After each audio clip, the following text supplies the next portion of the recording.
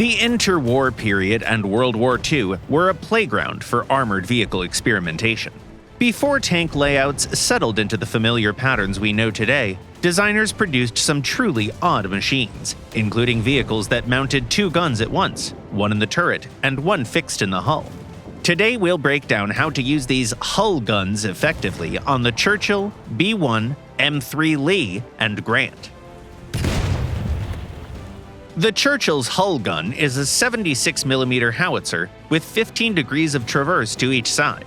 Unfortunately, its ammo selection is extremely limited, only smoke and HE shells. That alone restricts what the gun can do in battle. Its primary role is simple: smash lightly armored and open-top vehicles. HE rounds do this far better than the 2-pounder's AP. The biggest drawback is the snail-paced muzzle velocity, barely 210 meters per second. If you want a precise first shot, switch to the hull gun to get a proper gun sight with the required grids. There's also a neat trick you can do with the hull gun: baiting.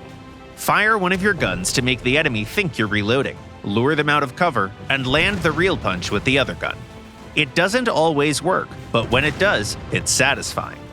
Unlike the Churchill, the French B-1's hull gun does get AP rounds.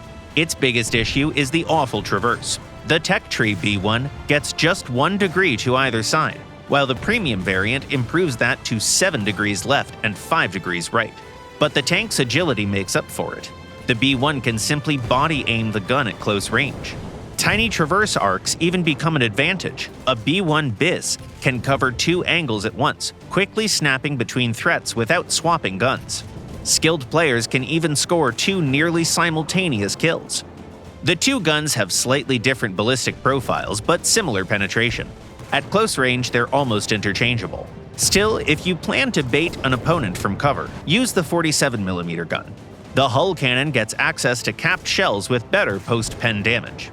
The M3 Lee and the Grant share the Churchill's 15-degree arcs, but add something that it lacks: solid AP rounds with good ballistics. Better yet, the hull gun is vertically stabilized, so it can be used as the main gun, especially beyond 500 meters where the turret cannon's penetration falls off sharply. This setup effectively turns the M3 into a semi-SPG. Their respective arsenals also include HE rounds suitable for hitting soft targets. And like the B-1, the M3 can watch 2 firing lanes at once, but thanks to its better traverse, you'll actually want to switch between the guns instead of holding one angle. Which oddball dual-gun vehicle is your favorite? Drop a comment, and see you in the next video.